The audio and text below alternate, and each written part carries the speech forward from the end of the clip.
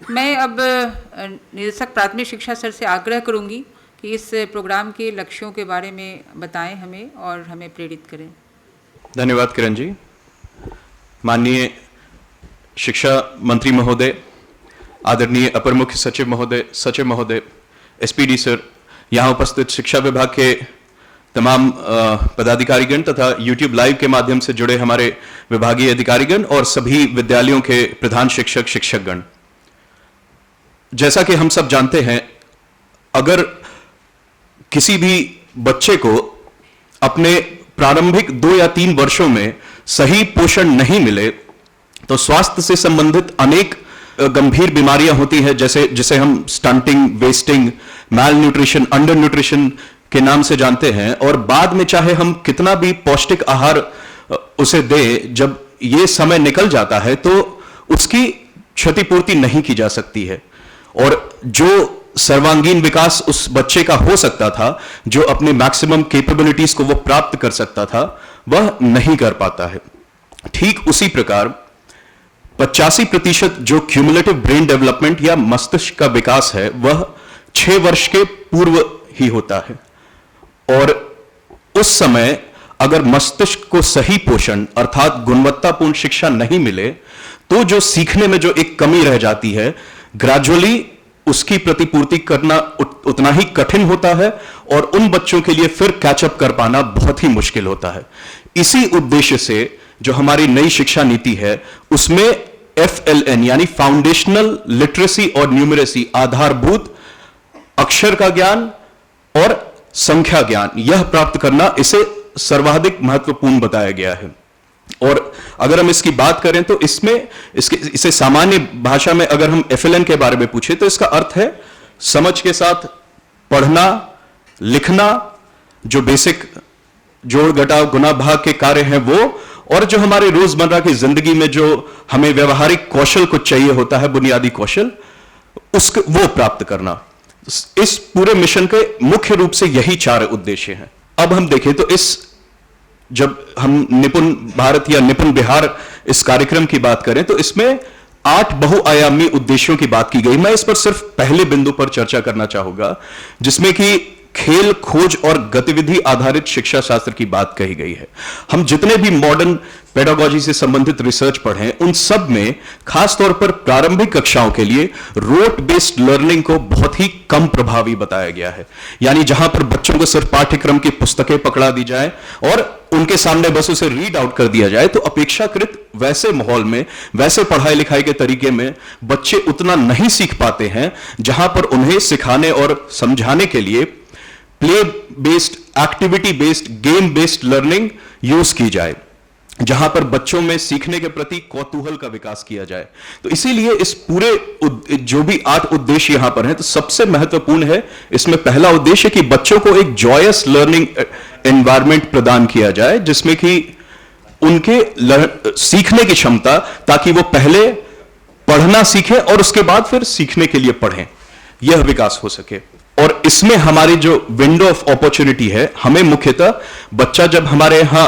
चाहे बाल वाटिका में या फिर आंगनवाड़ी में प्रवेश करता है, उस समय से लेकर कक्षा 3 तक,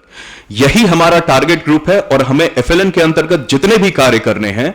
इसी के लिए करने हैं। और इसमें जो हर एक पायदान पर, हर एक बेंचमार्क पर, हर एक क्लासरूम में उनसे जो एक्सपेक्टेशंस है 2026-27 तक 100% बच्चों में जो यहां पर उनकी अलग अलग अर्हताएं लिखी हुई हैं, इसका अनुपालन ये उनमें सम्मिलित कर लिया जाना है। जैसे कि अगर हम आंगनवाड़ी के समय बात करें तो जब हमारे बच्चे आंगनवाड़ी में पढ़ रहे हों तो उन्हें प्रथम से लेकर के 10वीं तक के अंकों को पढ़ना, पहचानना आ जाए, उन्हें अक्षरों और संगत ध्वनियों को पहचानना आ जाए और 2 अक्षर के सरल शब्द जो हैं वो पढ़ सके। और जब यही बच्चे कक्षा 3 से उत्तीर्ण हो रहे हो तो वो 10,000 तक की संख्याएं पढ़ करके, समझ करके लिख सके, बेसिक मैथमेटिकल कैलकुलेशंस जो होते हैं उनको कर सके, एक कोई भी रैंडम पाठ जो पहले उन्होंने नहीं देखा हो उसको पढ़ करके समझ सके और कम से कम 60 शब्द प्रति मिनट की दर से पढ़ सके, कोई भी टेक्स्ट है उसको। और इवेंचुअली इसी कार्य को करने के लिए हमें रेगुलर बच्चों के साथ एंगेज करना है। जो यह माइक्रो इंप्रूवमेंट प्रोजेक्ट हम लोग स्टार्ट कर रहे हैं, इसके अंतर्गत बच्चों को एंगेज करना है, उसके लिए एक्टिविटीज करनी है और इसी में उनका इन्हीं अहर्ताओं पर रेगुलर असेसमेंट करना है, यानी मूल्यांकन करते रहना है। और इसी ऑब्जेक्टिव को जो पिछले स्लाइड पे हमने देखा कि हमारा अंतिम उद्देश्य क्या है, हमारा इवेंचुअल लर्निंग आउटकम क्या होना चाहिए, उसी के लिए इस पूरे मिशन की और इस माइक्रो इंप्रूवमेंट प्रोजेक्ट की भी का गठन किया गया है। जो FLN मिशन है, यह राज्य स्तर से लेकर के हर एक विद्यालय के स्तर तक संचालित किया जाता है, जिसमें स्टेट लेवल पर स्टीयरिंग कमेटी और टास्क फोर्स गठित है। डिस्ट्रिक्ट लेवल पर जिला पदाधिकारियों की अध्यक्षता में एक FLN मिशन का गठन किया गया है तथा ब्लॉक लेवल पर प्रखंड विकास पदाधिकारियों की अध्यक्षता में प्रखंड स्तरीय मिशन का गठन किया गया है। इसके अलावा कक्षा 2 तक अभी बेसलाइन असेसमेंट का सर्वे किया गया है, जो कि आप ही लोगों के सहयोग से SCRT के द्वारा कंडक्ट कराया गया था। अभी संभवतः जुलाई से एक स्कूल रेडीनेस पैकेज डेवलप किया गया है चहक के नाम से, जो कि आप सभी को उपलब्ध कराया जाएगा, जिसके माध्यम से आप जितने भी हमारे नए बच्चे हैं उन्हें early childhood care and education उसके माध्यम से प्रोवाइड करें। और उसी कड़ी में यह माइक्रो इंप्रूवमेंट प्रोजेक्ट आज शुरू किया जा रहा है, जिसमें कि दीक्षा ऐप है, जो digital platform for school education, उसके माध्यम से सभी प्रधानाध्यापक, प्रधान शिक्षकों को इसमें अपनी प्रोफाइल बनानी है और इस ऐप के माध्यम से आपको जो भी उसमें प्रोजेक्ट्स दिए जा रहे हैं FLN से संबंधित, उन प्रोजेक्ट्स को, उन एक्टिविटीज को अपने विद्यालय में छात्रों के साथ, अपने अन्य शिक्षकों के साथ जो आपके सहभागी है वहां पर,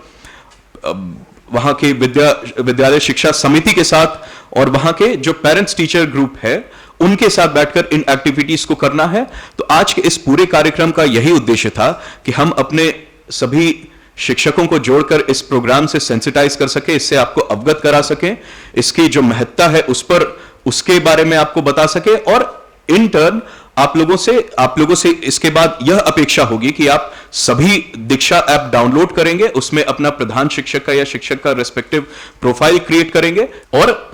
इसके बाद आप जो भी उसमें एक्टिविटीज डे बाय डे जैसे आती हैं, हम उन एक्टिविटीज को स्कूल में करने के बाद उसका जो फाइनल फीडबैक है और इवैल्यूएशन है उसको आप इस पर टाइमली अपलोड करेंगे, जिससे कि हम राज्य मुख्यालय स्तर पर और भारत सरकार भी इसको कंसिस्टेंटली मॉनिटर कर सके और इसी के बेसिस पर आप ही के किए गए प्रयास पर हमारे जो इस मिशन की सफलता है और जो 2026 और 27 तक नई शिक्षा नीति का जो लक्ष्य है उसको हम लोग अचीव कर पाएंगे। धन्यवाद। और इससे संबंधित एक